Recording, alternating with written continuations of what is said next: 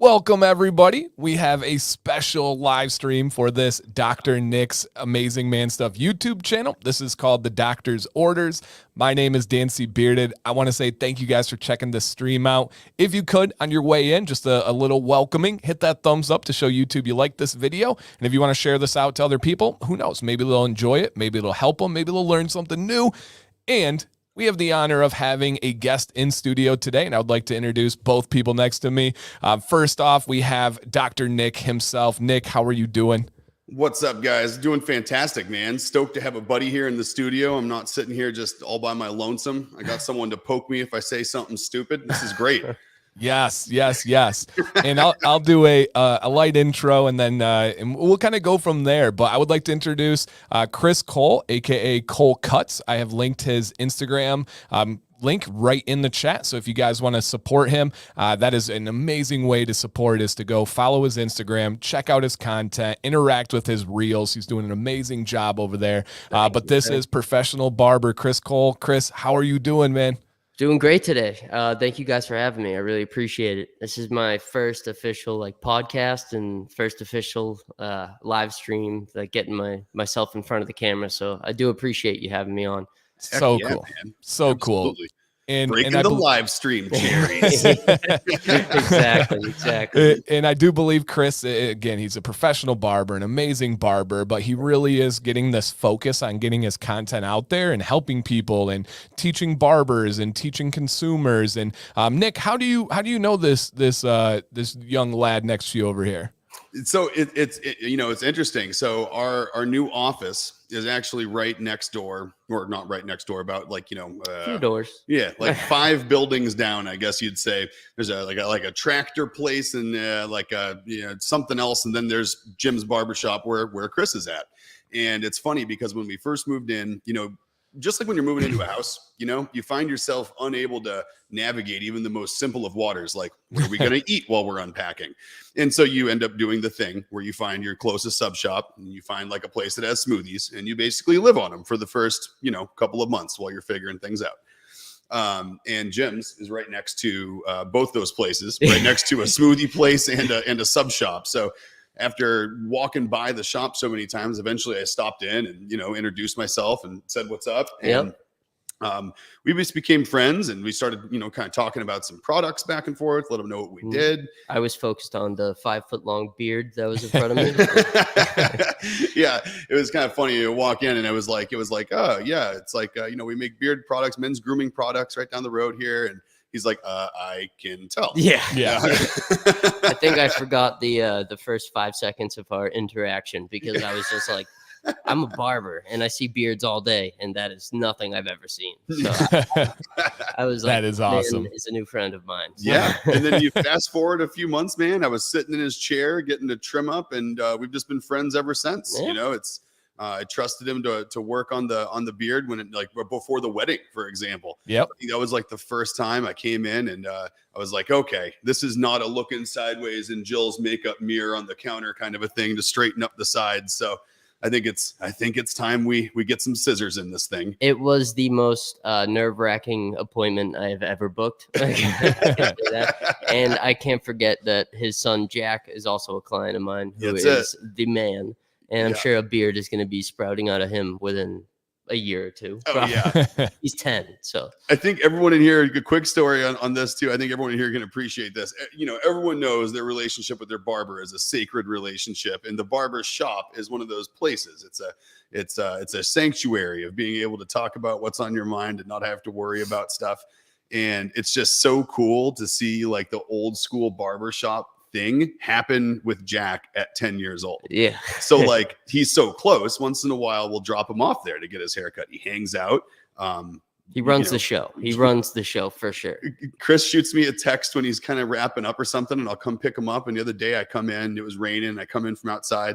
And Jack's just chilling in the chair. He doesn't see me walk in. And he's just talking about random stuff with his barber, just chilling, doing the thing. About his new companies he's starting up. Oh, yeah. Talking about computers, the new company he's starting, like all this kind of stuff. And I'm like, oh, man, this is cool. Like, there's my 10-year-old kid just chilling in the barbershop, like doing exactly what he's supposed to be doing. It's so cool, too. I'm sorry to interject. But it's so cool to see, like, how how great of a father you are, because when I talk to him, I'm like, I'm talking to little Nick. Like I'm talking to like Nick through him. Like he's the exact same. He's talking about businesses. He's talking about he's smarter than me when it comes to like making money and being an entrepreneur. And I'm like, this kid is so bubbly and so like positive and stuff. I'm like, I can totally see that. And I have an 11-month-old son, Cash, at the house. And I pray that I'm half the father that you are. Oh, so. Dude, thanks, man. Appreciate it, man. Thank you. That's awesome. That's awesome. I love it. And so today, guys, we have a couple of topics that we're going to be going over with Chris and getting the perspective from a professional barber. But we likely will have a little bit of time for some questions. So if you guys have questions for Chris, for barbers, hold on to those. If you put them out there, I'll do my best to save them, and then we'll get those at the end of the show. But I do want to say, guys, next week we know that today's not going to have the most interactive chat. Next week is going to be dedicated to you guys. It is going to be a viewer question and answer dedicated stream, and we're going to be throwing out some pretty cool giveaways. So make sure you mark that down. Be here for some giveaways next week, and an entire show that's going to be guided by you and your topics and questions, whether it's beer, wrestling, no matter what it is, guys, we're going to cover it. So just stay tuned with that. All right. And shout out to everybody that's in here, man. So many amazing people. Yeah, we've seen everybody roll in.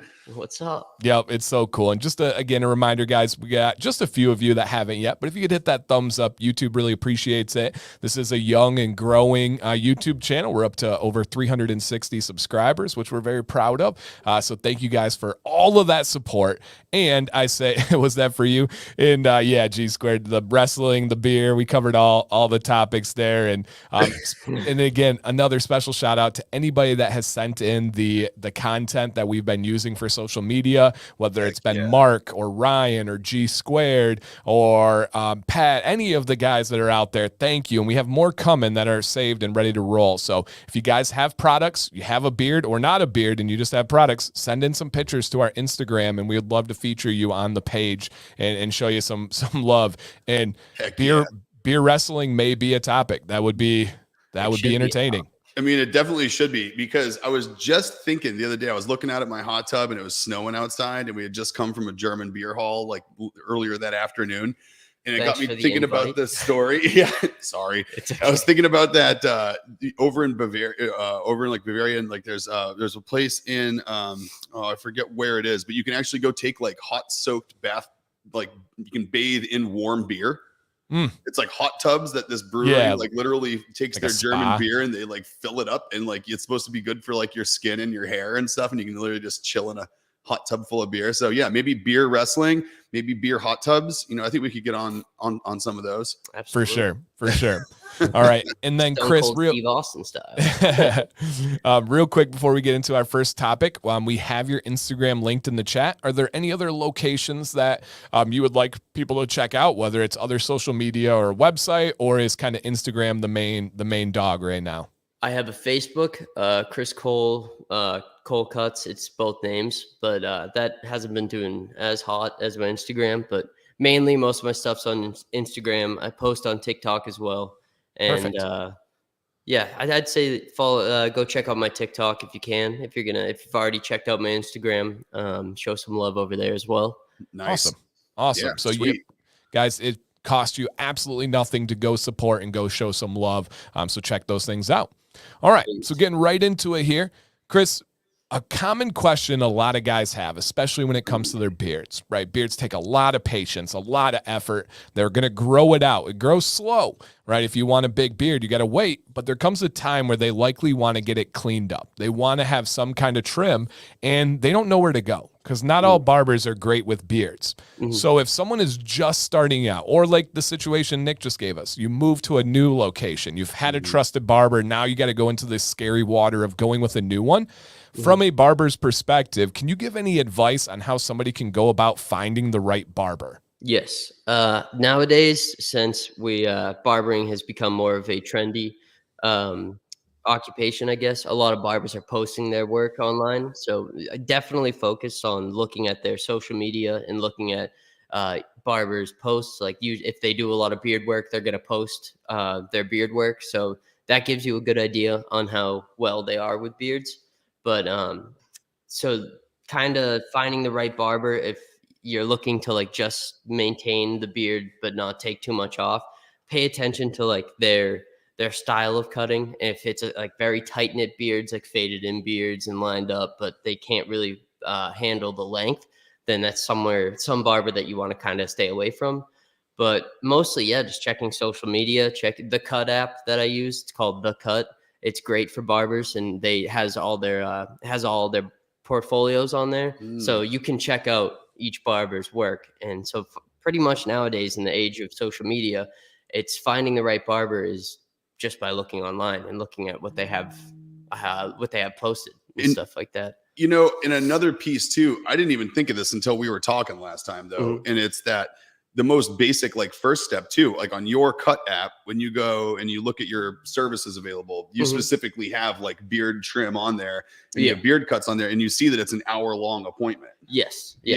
And that kind of gives you the clue too, like, this guy actually knows what he's doing. He has time reserved for it and a specific service reserved for it. Yep. Timing is so important. Nowadays, barbers are so focused on money and not really the product.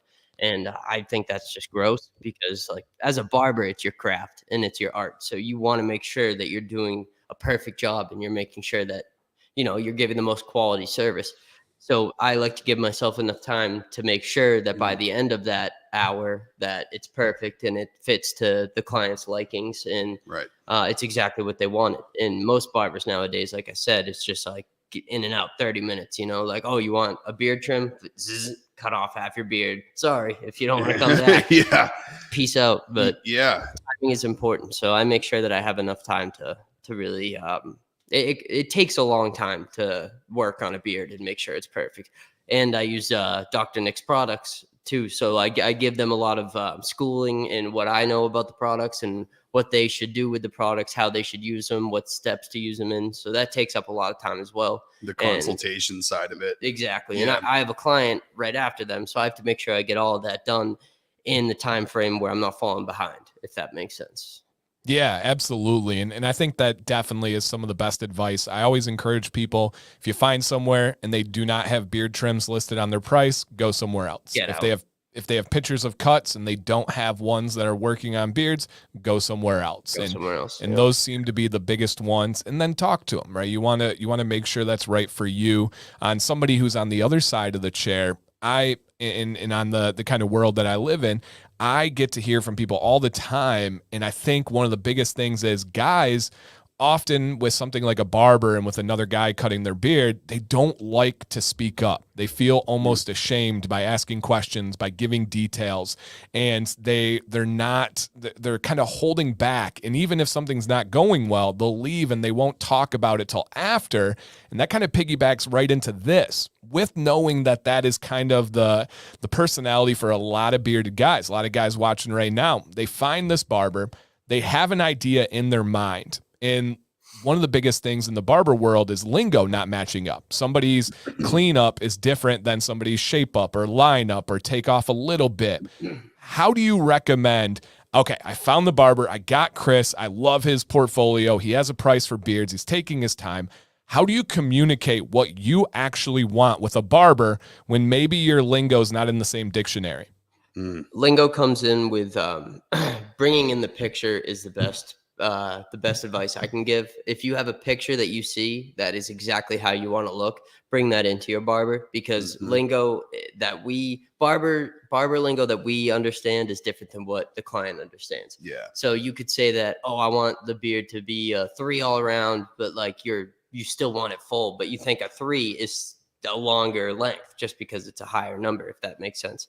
So I would say bring in a picture, or just be brutally honest. Just tell them like, hey man, I don't like this. Like the first appointment that you have, say if it goes wrong and the miscommunication happens and the beard doesn't come out the way you like it, be brutally honest. I mean, some barbers are very sensitive, but I can take it. So if I haven't messed up anyone's beard yet, but if something like that happens, be brutally honest and tell me like, hey, that's not what I was looking for. But that's why I beat on the fact that to bring in a picture, because a picture is better than any words can describe. I guess. No, it is. I think you're dead on, and I think another thing that makes it so you're successful in not having any oopsies with beards also is that you are very much you're not a buzz first, ask questions later. Like I think a lot of barbers are. No, that is a suicide. That is a career suicide. Yeah. I mean, I've had some career limiting moves happen on my beard before with people like traveling, and I just needed to get something cleaned up, didn't have clippers, and I got a meeting to go to and didn't realize I was a little out of line. And next thing you know, you got, your connectors going away when they think they're trimming your sideburns real quick. And you're like, whoa. And you're like, oh, no, you didn't want that cleaned up all the way down to the jawline? You're like, no, not exactly. Yeah, right. Exactly. Yeah. See, I have a, excuse me. I'm kind of an anxiety ridden person as it is. So like my main focus is to make sure that this client is happy and make sure that mostly with a beard like that, make sure that I execute the service perfectly. So the entire time I'm like, all right, is that enough? Like I'll take a little bit off. I'll snip a little bit off. I'm like, is that okay? Is that too much?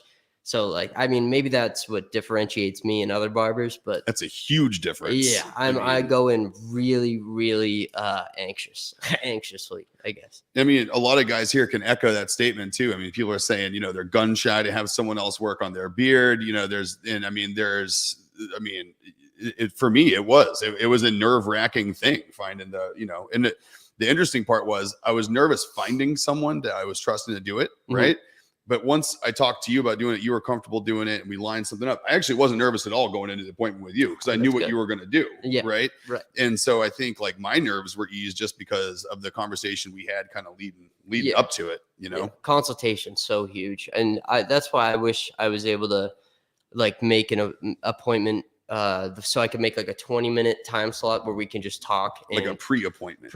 Exactly. Yeah. I think that's something that every barbershop should have. Unfortunately, the shop that I work at right now doesn't offer that, but I feel like that's so important. I would like to give a shout out to an account, 12 Pel. It's 12PELL. It's these barbers on TikTok and Instagram. I went to barber school with one of them, and their content it starts off with them just talking, and so they're having a consultation, and he's like, so you want this, you want that, and it gives you such a great insight on like how important communication is before getting a haircut, because no matter what, like you're never going to be on the same page unless you have a very thorough conversation and a very like thorough understanding, if that makes sense. For sure. And beards are so unique. A lot of people here know that I go to these different barber expos and I teach these classes, and my entire class is based on how head hair is different than beards. And this is the way you treat it with products, the way you treat it with a trim. And one of the terms that's always stuck with me with barbers is clippings on the floor. And oftentimes barbers will think that my value is in what I'm taking off. I need to show you that I've done a lot of work. And how do I do that? By looking at these clippings on the floor. And as a beardsman, there's often times, and we'll go over this phrase, and I have a video on that where it's titled less is more. And if you could touch on that a little bit, especially for any barbers watching, especially for any consumers watching, because for me, that's been one of the biggest frustrations I've seen in the barber industry is judging your value by how much you take off, when, especially with a beard, that's almost always the opposite of the case. Absolutely. Less is more is it's so important when it comes to beards, not just beards, also people who like longer hairstyles and barbers who think that, the hair clippings on the floor is something that's good. I think that's disgusting. First of all, you should be sweeping up and throwing that hair in the trash afterward. Barbershop is the number one thing you learn in barber school is sanitation. So you barbers out there that are gross and leave your hair clippings on the floor, sweep that sweep up. It up. Yeah, I won't swear. But less is more, especially with a beard like this. You don't want to be taking off too much, because people with longer beards and people with full impressive beards, they don't want any taken off. They want it cleaned up, like the stray hairs, the hairs that are kind of straggling off and stuff. So what I do is that with Nick, I comb it all out to where it looks like he was just like in the back of an airplane engine, just blew his beard back. Like I'll make sure that it's all combed out and then I'll do a light trim all the way around. And there virtually should not be any hair clippings on the floor. And if there are, I'm gonna sweep them up. So, but yeah, no, seriously, that is not a way to go if as a barber. And any barbers that follow that kind of rule of thumb, I think that's bad, and you should definitely look into stopping that. Figure that out. Yeah. Awesome. And we have a great question right on playing with what we're talking about here. Mhm. Can you tell if a new client is nervous and doesn't want to insult you? And have you ever turned away a potential client because to think about what they're asking for? So has there ever been a situation where somebody just what they were asking for didn't line up with what you do, or you feel like they didn't know exactly what they wanted? You just kind of had that spider sense that, this might not go well. And if you do sense that a client is nervous, how do you handle that? How do you calm them? What's your process? I can answer that very well, actually.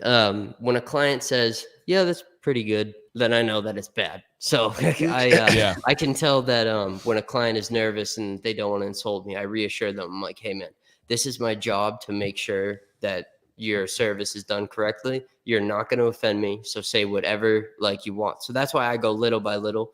And I can definitely tell when a client is nervous. Any new clients are usually nervous. So I definitely do beat on the fact that I say, like, hey, don't be afraid to tell me, like, hey, I don't want this. And I want you to, I don't know, explain more. I'm sorry, I'm not answering this correctly. No, that makes sense, though. I mean, you kind of you just get them talking. You almost like force them into it by deprecation, almost like, right?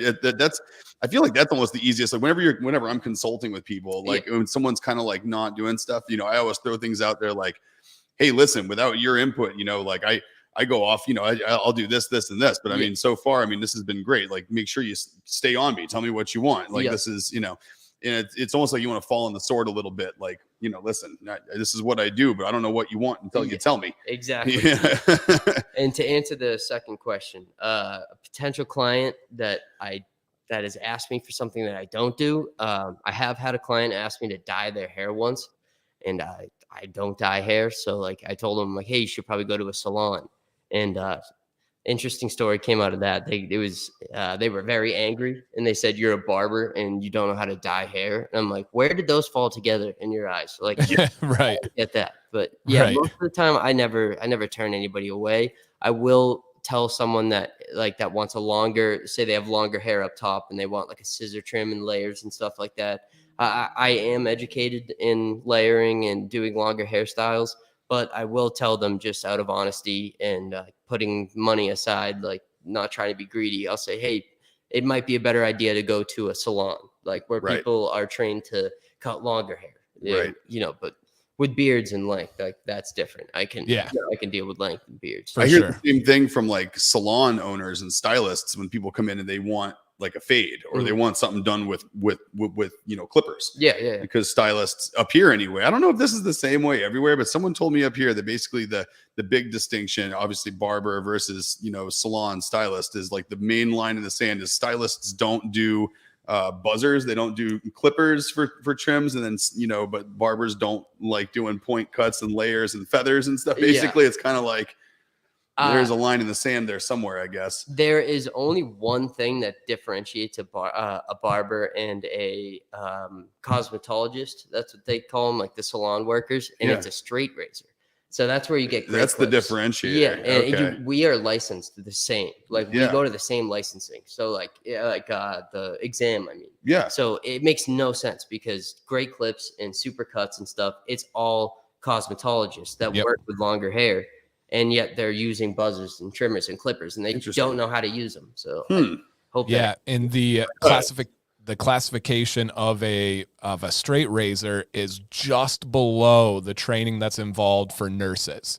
It has almost as many hours of training that's required as it is to be a nurse because of applying a razor directly to a throat. It takes a lot of training to do that. Yeah. And that's crazy. That's how they found a loophole in opening up those like super cuts places and stuff, because it's all cosmetologists that don't want to go to the barber school and do that extra 500 hours in the state of Massachusetts, at least. Yep.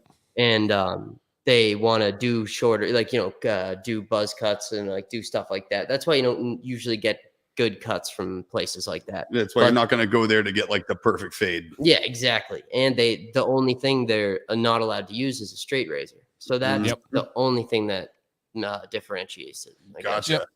And then it's just about knowing your strengths and weaknesses and being honest about it. Like you said, like, hey, I'm not the best at these longer ones. You should go to a cosmetologist and they'll likely do it the same.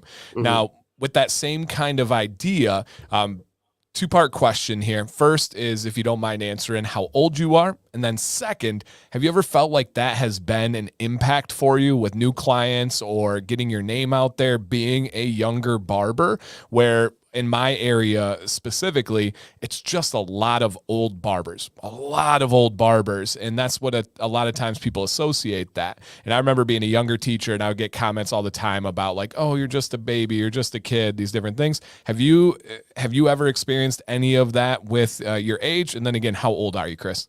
So I'm 24 years old, but I turn 25 next week. Nice. In 2 days. I'm sorry. Oh, look at I don't that. even know my birthday. Happy early birthday. Thank you. Yeah, I kind of fell into a good time to go into barber school. Like, it was perfect timing because barbering before was kind of an old man's trade. It was an older trade. It died out. And then when I was in barber school, that's when Babyliss came out and started becoming more of a popular thing. And Vic Lens started posting more and he got big. So social media started to become a bigger, barbering started to become a bigger trend, I guess. Mm-hmm. And I'd say that I definitely did get a lot of like resentment for like trying to put my name out there and being more than just a barber. But it's from all the old heads, like the old barbers, because the old heads. Those are the guys that are also the ones not sweeping up the hair clippings. Yeah. And they're also the guys that, like, will shave your beard down to a 3, even though you ask for a little trim. Yeah. So barbering's in a shift right now, and I'm happy that I fell into it at the perfect time. It really is. Like, I look at it and I'm thinking, and I look at like just our accounts for barbers. I would have to say, if you took like 20 of the barbers that like I know, I'd say only 5 of them are probably over 40, 45. Yeah. It seems like most of the people that at least I deal with, and it seems to be kind of prevalent in this area too. Like, look at like Kraft and like look at the other guys in the area. Like, they're all in their, 30s. It's just and you don't see that middle range. You don't usually see 40 and 50. You see 70 and older, and then 30 and below. Or it's interesting because barber. There's actually an answer to that. Sorry, excuse me. Barbering used to have a union back in the 80s and 90s and stuff like that. They would have, like, they would be paid like, local 103 or other unions like that, and they stopped that. And then that's when around that time people were growing their hair up. So barbers were just nowhere to be seen. They were just doing the flat tops for the old military guys. So for decades, like 2-3 decades, it was just barbering was dead. If you said you were going to be a barber, it was a hobby, it was a side job, or it was you were on a Navy base or something and you were just doing buzz cuts all day.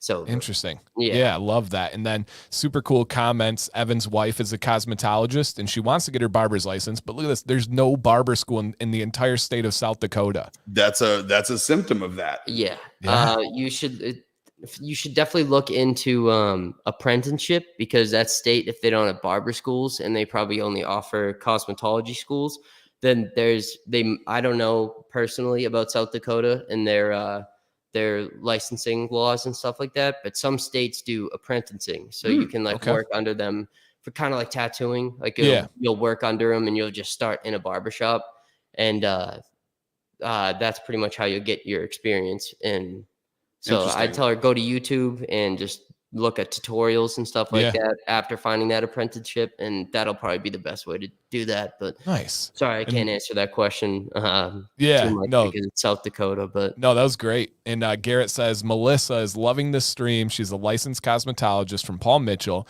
and she can cut and color hair like a master, but gets nervous when she's fading my hair. So it's kind of like we talked about, strengths and weaknesses, kind of depending on where you're at. And I love this idea. He said he wants She wants him to go to barber school so they can open up a husband and wife barber and hair salon. He does fades and beards, and she does colors. And Garrett's just down the road from me, actually. Garrett, I know a guy that could help you get the word out about that place. If you ever were to open that, I definitely know someone that can advise that. Yeah, that Garrett, that'd be really cool. Isn't that? I think Cornerstone does that, right? Like, doesn't her husband the barber, and she does some of like the stylist stuff over there? That's what I. I think that's how their operation works, and they are a husband and wife team. That's and cool. She's always doing stuff with long hair in there, and he's always sitting there doing fades and stuff. So that is a very workable model there, Garrett. Dual business. Yeah. Super cool. Super cool. Yeah. All right. Taking a slight break. We'll come back to it here. And yeah, drink away. I can always talk, Chris. But your barber shop carries Dr. Nick's beard products. They also carry face wash and other things. So kind of talk through your experiences with the Dr. Nick's products, your experiences with consumers that buy it and try it, your experience with using it on the clients while they're in the chair. Just any thoughts and stories and experiences you have with the Dr. Nick's products that are in your shop. All positive. Every single review is positive. I kind of like force it onto my clients every single time, even if they don't have a beard. So I'll start using the beard oil, and I'll also use it as like a shave solution, just like because it works. Like any beard oil, glides. And every single time I hear the same thing, and it's like, wow, that smells delicious. And that's the number 18. Yep. And that's been lately a huge success in the shop. That's been a really popular one lately. Very popular one. And we've carried other products in the shop before. Like we carry level 3 products for like they're specified for like hair, not just beard. Mm-hmm. And there's always, semi-positive negative reviews, but with Nick's products here, it's a killer every single time. Every person like loves them. Every person with like a long full beard too, like a beard fanatic, they're obsessed, and that makes me happy because I'm proud to, carry Dr. Nick's products and, put them onto people, put people onto them and stuff like that. So that's awesome. My experiences with his products, they're natural. There's nothing in there to worry about. And it's probably one of the only trustworthy products out there in the hair industry and hair and beard industry. So all positive experiences for sure. Oh, that's killer, man. And I take this very, very seriously. So like with hair and my career and stuff like that. So I wouldn't just be putting, the word out for a product if I didn't truly believe in it. So. Yeah. And just to be fair, it wasn't like we were neighbors. So he's like, oh yeah, bring it in. We'll carry your stuff. Yeah. When I first mentioned it, he's like, oh, we'll bring it in, we'll check it out and, see what it's all about. Like, tell me about it a bit. Like he was skeptical, and it wasn't like a bad skepticism. It was him doing his product research so he could know that the things he was saying you actually believed in. Yeah, exactly. And I forgot the face wash is unbelievable. I brought the face wash, which this is not even just for clients. This is for anybody, this could be for anyone. So I brought a bottle of Dr. Nick's face wash home, and everyone at the house loves it. Like everyone wants to use it and stuff like that. And that's killer. You said like parents were using it, and they're like, oh, this stuff's great. Yep. Jim and Dan, my coworkers at the shop that I work at, they brought a bottle of theirs home, and every single person, like his wife and his kids and stuff like that, they're all using it. And I don't know, it's a killer. Like I said before, the face wash is probably the most positive reviews I've gotten out of all of them. They're all positive reviews for all products, but the face wash is definitely number 1. Well, you know what's funny is like getting good feedback from like you, from anybody obviously is great, right? But when you find someone who's like standoffish about using a product at all, like Dan, right? So there's this guy in his shop, Dan. He's got a great beard, right? Looks great. Awesome dude. He's never used a beard product. He's never used a beard wash. He never used a beard oil. He has never in his life used a face wash. Nope, no hair gel, no hair product, nothing. No. And he's a barber. Yeah. And it's just literally like he's one of those guys that can treat his face and his hair like a cast iron skillet, just slap some sand on it once in a while, go roll around in the dirt, and he's good. And he's 40, but he looks like he's 29. Yeah, he looks younger than hell. I don't know what it is, but he doesn't use any products. He's the most like natural dude I've ever met. And he's obsessed with the face wash. And so what was funny is he let it out though. I was in there with the face wash, dropping it all off, and I was like, so you don't use anything on your face? Never used a face wash? And he's like, nope. And I was like, well, it's winter, man. Do you ever get like a little dry right here? Do you ever get some stuff going? He's like, yeah, actually, yeah, I kind of do. You know, I get a little something right here and here sometimes. And so I gave him a bottle. I was like, just go try it. And, you know, and Jim and Chris are like, he's not going to try that.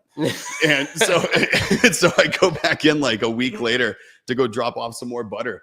And I was like, any chance you tried that face wash? He's like, you know what? I did. And I love it. He wouldn't shut up all day. He wouldn't shut up. Oh, he was just talk about the face wash. And I was like, wow. So that's a great testimonial to me. You know, it's like, you take someone that doesn't use anything and get them to use something that's, although there's two sides of that, they don't have anything to compare it to. Yeah. But the fact that they used it and liked it, I think is a good testament to like it working well. Quick side story about Dan that will help explain the story better. Dan was raised by his grandfather. So his grandfather was a barber, and his grandfather owned a little shop in Pembroke, and his grandfather was the most old school,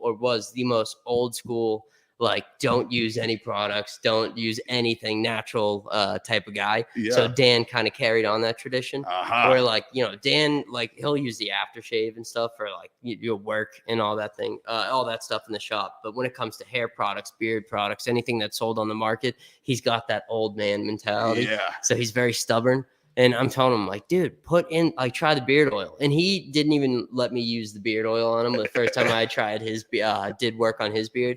And when he finally started using the face wash, then he started using the beard oil. And now Dan is like all about it. He's all about the products. Yeah, see, that's so cool. That's awesome. Yeah. Talk about a cool, like, 180.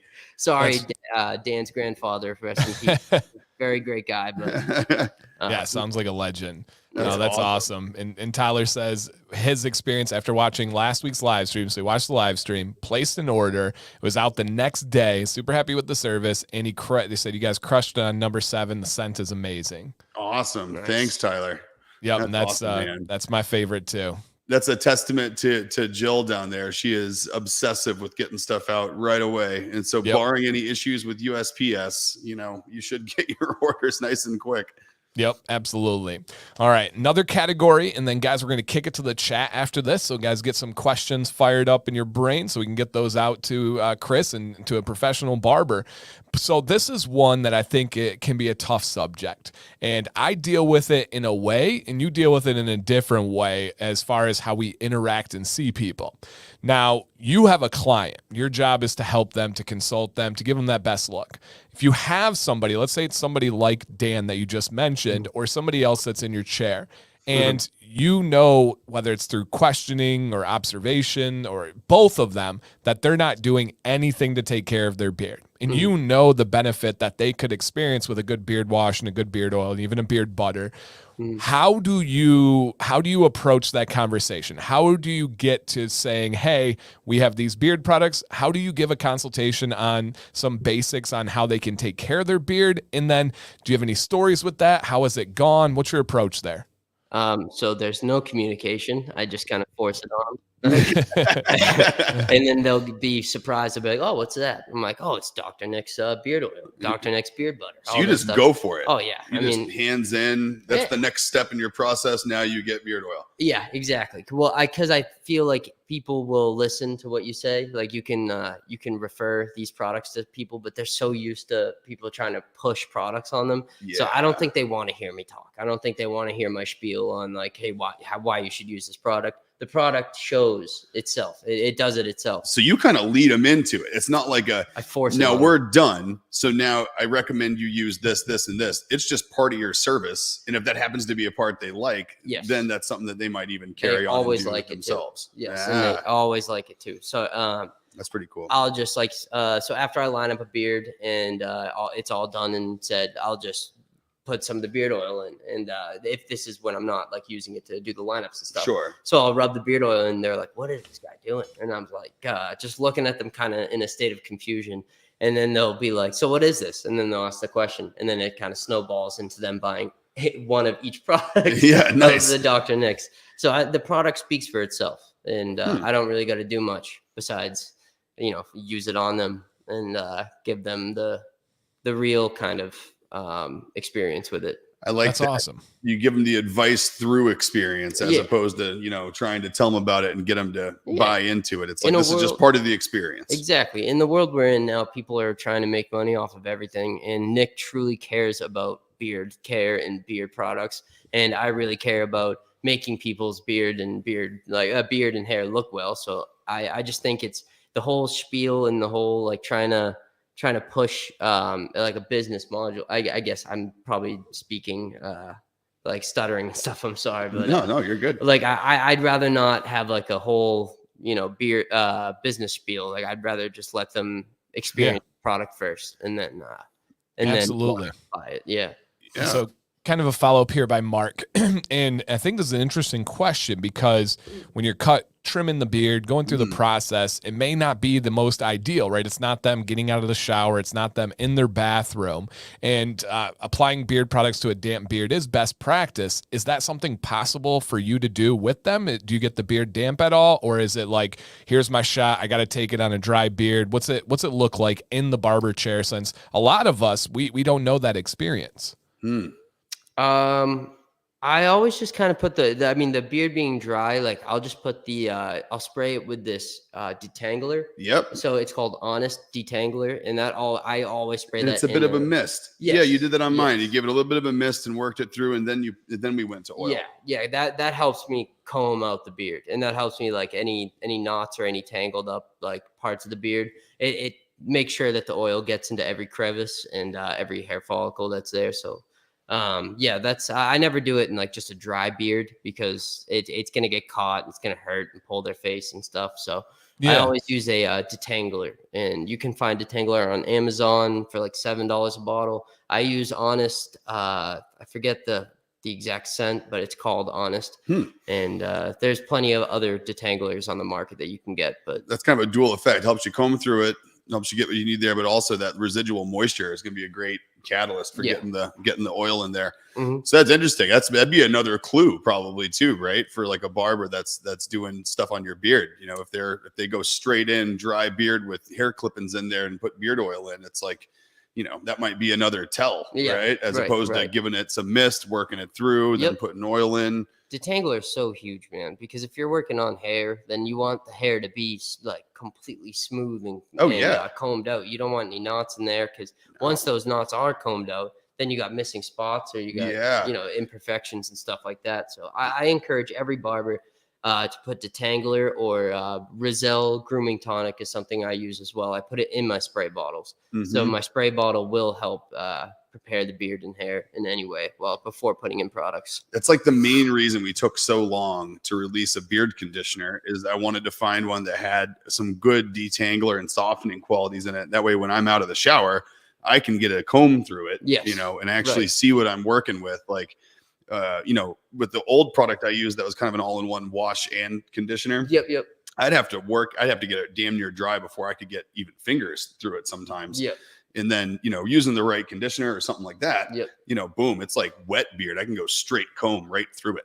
Like zero problem. The Dr. Nick's, your beard conditioner I use as well. So the Honest detangler spray, I do that first just because it kind of like softens it up. Well, right. And you can't do like a full wash in your chair and wash and rinse and all that. You know what I mean? So it's like, you got to get something that's in between there somewhere. Exactly. For the longer beards, I'll do the Dr. Nick's beard conditioner. But like with the shorter beards, like stuff like that, I'll just spray it real quick with the that makes total sense. Okay.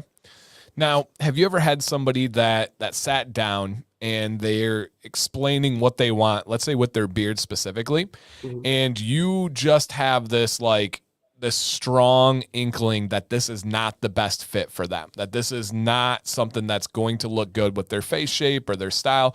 Have you ever tried to offer another perspective to the client, or is it, this is what they asked, I am going to deliver this? Yeah, no, I've definitely had a lot of people that have cowlicks, and they call them whirls.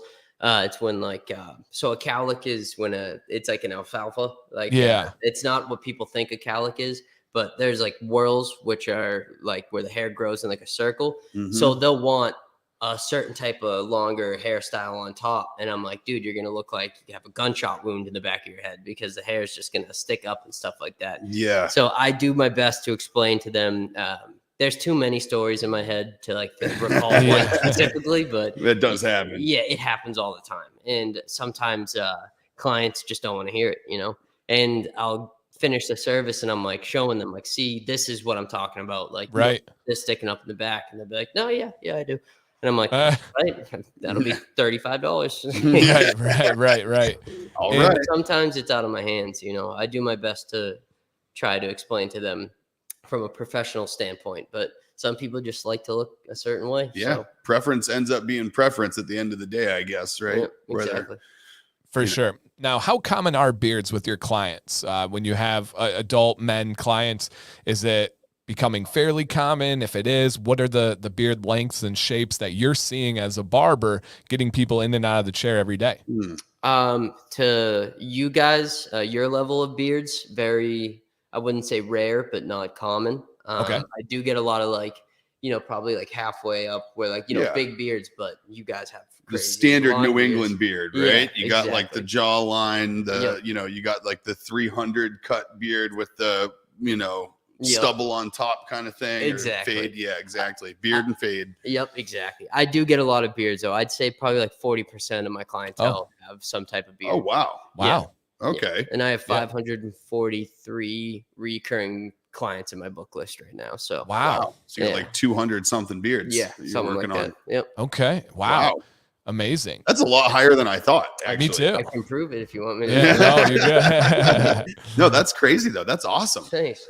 That's super cool. Well, that means it's getting out there though. I mean, that means people are finding you, with all the stuff you're putting out on Instagram and the stuff that you're putting out. I mean, that's like that shows it right there. Yeah. It's for sure. Definitely. I want to show you right here because I can see how many have beard. 544 clients. Yeah. Dude, that's crazy though. That percentage has beards. Yeah. A lot of beards are crazy now, man. Everyone wants a beard. What about mullets? Jill says. What about mullets? Ever steer anyone away from those bad boys? And I do have to say this is so funny because me and my wife Sam just had this conversation. So I am actually legitimately, genuinely a fan of mullets. I like the new age kind of modern mullets. I think that they're absolute fire. My wife Sam doesn't. I had one 3 years ago or so, and I just couldn't keep up with it anymore. Like I give all my focus to my beard, but I loved it. And so what are you seeing with mullets? Is that something that's living and continuing on, or what's your experience there? Still coming back? Did it come back and stay? Yeah. First of all, Jill, I would never steer anyone away from something as beautiful as a mullet. So that's what I'm saying. I get mullets. Mullets are a huge hit at the shop right now. Yeah. Go to my page on Instagram. You scroll down a little bit, you'll see a few of my mullets that I do. I love to do like the lightning bolts or designs in them and stuff. Yep. Mullets and faded mohawks, those are like huge, and I love them. I think they look sick. Like some people can rock a mullet. We have this kid at the shop. I won't say his name because he's like 9, but for the last 2 years that I've worked at the shop, he's had a mullet this entire time, and I'm talking like Joe Dirt mullet. Not like the faded type of styled mullet, like a champagne beer mullet, straight up and then straight down in the back. Dang, comes back every 3 weeks and gets this mullet done, and his parents are like, he just likes it. And so I'm like, I would never steer him away from it. It's part of his identity. That's awesome. That's really cool. Yeah, I encourage the mullet. If I could grow out a mullet, I'd love to do it, but it just doesn't do it. Yeah, I judged the largest mullet competition in the United States of America, and it was on ESPN, the Ocho, and everything. It's ran by a local business owner, and it's like taken off. Like there were some celebrities that got involved, and it's gotten crazy. I want to part in that. I want to help. I want to help. Get this. He asked me to buy it. Like he wanted me to purchase. He called me in and was like, got this big offer. I said no, but it was still super cool. And it's the American mullet competition, something like that. And they have like a kids division. They have it's wild. It is any way wild. I can be a part of it. I'll keep you posted for sure. Right, cool. It's huge, man, and it's so awesome. Fun. Yeah, and so I love it. Now, are you seeing any other trends like that right now? You said faded mohawks and then mullets. Is there anything that you do see, and you can be honest here without calling anybody out, is there anything that you do see that you're like, I am ready for this to go away, that there's something that you don't think is going to stand the test of time? Yeah, thankfully this has already started to go away, but there is a phase, Peaky Blinders, the show. I never watched it. Yeah. I had people coming in asking me to give them the Peaky Blinders cuts. For Yep. all you who don't know about Peaky Blinders haircuts, it's when they literally shave all the way up to the crown of your head and then just keep the length on top. You could do this at your home with Walmart clippers. So if you're coming to the barbershop and you're asking exactly, Look at that. Yeah, I think Dan's pulling up an example here. I saw him typing something. I just found one. And that disgusting. I'm sorry, but I, as a barber, and not just a barber, as a human, I am offended. I think it's just it's a terrible look. And that's like a haircut from the 20s kind of thing that they brought back for like that show, right? That was like a popular. It's a college dorm room. Your roommate is starting to cut hair with like Walmart clippers and asks you to like be his first client. That's the result. And I think it's just, and that people want it. Like they'll come in and they'll be like, yeah, I want the Peaky Blinders cut. I'm like, then here's a Walmart. Here's a clipper. It's $50. All you have to do is just buzz to the side of your head, and then you'll be fine. Yeah. The Camaro cut. The $20 wall, like the color coded guard clippers and go to town. It's so gross. It's so ugly. I don't know why anybody would want that. For sure. I'm mad just talking about it. And on the same kind of topic here, and we talked about this briefly, a massive trend in the barber industry right now, which is one that causes complications far beyond just the chair and that client, causes complications with people that are setting their goals and their expectations and judging themselves amongst pictures they see. What are your thoughts on enhancements? And for anybody out there that doesn't know what an enhancement is let's say that you are trimming a beard. From there, you can do things like airbrushing and literally painting on a nice crispy line, or using different things to draw in really, really detailed lines and colors. And essentially, the second they get home, it goes away. But that barber chair photo is fire. It looks amazing.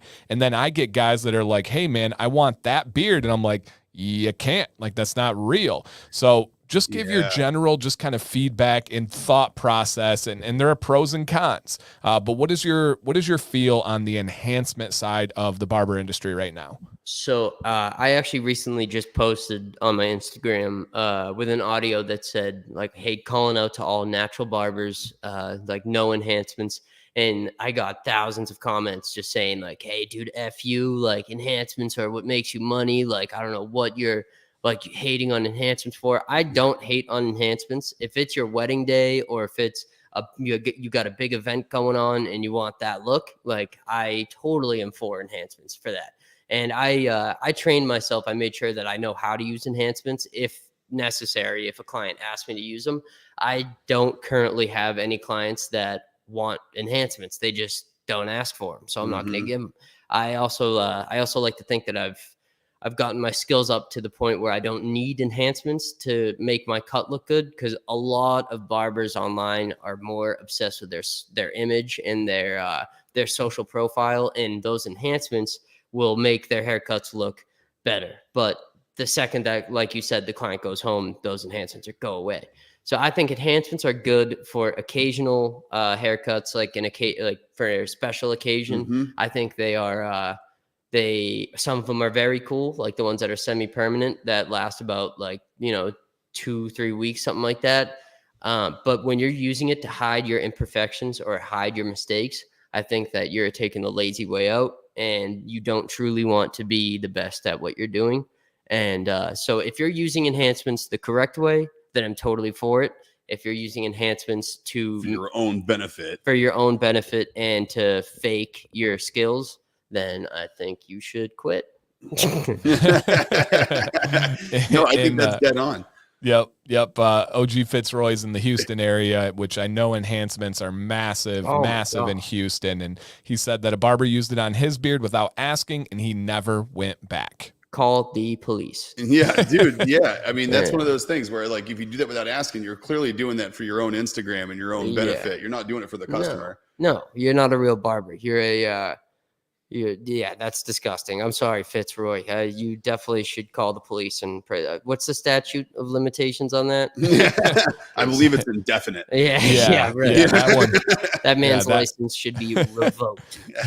It's right there with murder charges. Right.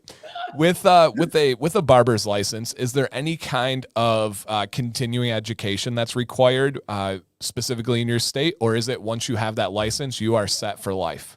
Yeah, so they recently changed. When I got my license, it was 2 months after they changed the law where you would get your apprentice license, and then after a certain amount of time, you would retest for your master's license, which gives you the opportunity to open up a shop. And when I got my license, they changed that to just once you get it, you're a barber. So there's no apprentice barber, master barber. It's just you're a barber. I could open up a shop the second I walk out of the school. Oh, okay. And is that state to state? Those laws vary state to state, right? To state, yeah. Oh, yeah. So like different states even have like you'll have to do 1,500 hours of schooling. Massachusetts is 1,000. Some states like South Dakota, they don't even have. I mean, I don't know about their hours, but she said even a barber school. Yeah, not even a barber school. Yeah. So, yeah. It varies. And if you move, for most states, you do have to get certified in that state. I do know that there's a couple of states where their license is applicable throughout the entire country. Like they're so respected and it's so rigorous. I believe New York is one of them. And so, yeah, the licensing is really interesting. And Garrett brings up a situation I've never heard of or thought about. He's saying, hey, not like you giving him Dr. Nick's stuff to try and do this. He's saying a barber sneaks in beard wash or something extra that they didn't ask for, and then the barber at the end charges you, let's say, for a beard wash because they gave you the service of a beard wash, but you didn't ask for it. You didn't sign up for that. You're a criminal if you do that. Yeah, that's the bait and switch. That's like the working in an extra warranty on your PO for buying a new car. Yeah, that's scummy. No, I would never charge extra for that. You can buy the product that I used on you if you enjoyed it, if you liked it. The purpose of me using those products is to show you that they're available. Right. I would never sneak in an extra charge. That's and your service is all inclusive anyway. Like anything that's there, anything you do as part of that, like if you're going to do something above and beyond it, you have someone approve an additional service essentially. Yeah. They've reserved the service and you're going to do what's included. Yeah. If you're in a situation, if you go to a barbershop and someone does that to you and then you see they just randomly tacked on extra money, you walk out that door without paying a cent. And then, I mean, maybe you might get arrested, but that's what I would do. I'm like, you can't do that. That's just gross. That's grimy. Yeah, your true colors show after that. That's greed. That's greed. Right. All right, we have one more question for you. We'll kind of combo two here. And essentially, G Squared and Cole are both saying, man, hey, we have huge bald and bearded community members. Like, that's a big thing. And we know that you can trim up the beard and line up the beard. Do you do any services for the follically challenged up top? Do you do straight razors? Do you do anything like that? I do. And I offer it on my my booking app, The Cut. It's a head shave. And so I do a hot towel head shave, and I'll start off by using my electric razor just to bring down all the hair. And then after that, we do the towel lather. That's what they call it in barber school, TLTL. So I'll use the lather, put on the hot towel, and then I'll lather it again, hot towel, or maybe the other way around. I might have just messed it up. But yeah, then I'll straight razor shave it, and then after shave and powder. So yeah, the head shaves, you follically challenged individuals are just as important as anybody else. So I make sure I cater to your likings. Nice. Beautiful. So guys, as we wrap this up, if you did not, please hit that thumbs up. And I do encourage you, if you like this conversation, if you like what Cole is doing and his approach to this, check out his Instagram. That seems to be his main platform. It is linked in the chat right now, so you guys can go check that out. I also linked it in the description of this video. Give him a follow. Go interact. If you really want to help him out, consider sharing some of his content that he has. Cole, any final words or any message you want to give to the people watching now or into the future? A couple things, if you don't mind. Yeah, the floor is yours. I'm working on getting a YouTube started up. So I want to get a YouTube page started up, just kind of doing tutorials and stuff. My Instagram, obviously you tagged my Instagram below. Thank you very much. I have a subscriber content where I'm going to start posting soon. It's 99 cents a month. Don't feel obligated to hit that subscribe button because I'm still going to be posting other content, my normal content weekly.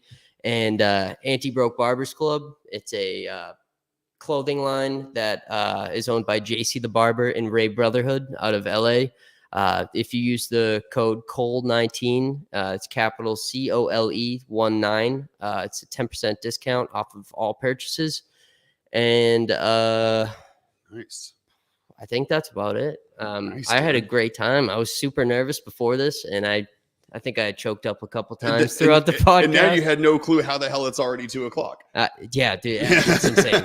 I know I probably was a little nervous here and there throughout the podcast, you did but great, I had man. a great time, man, and Oh, I hope I can be back. Oh, So, you'll absolutely be back. This was Perfect. fantastic. I'm sure we didn't hit all the questions. I'm sure people are going to come up with more after this anyway. Mhm. So, dude, thanks so much for coming. Absolutely. And from my side, guys, like always, thanks for being here. Thanks for tuning in. I have one more thank you to throw out there, and I don't know who it's for.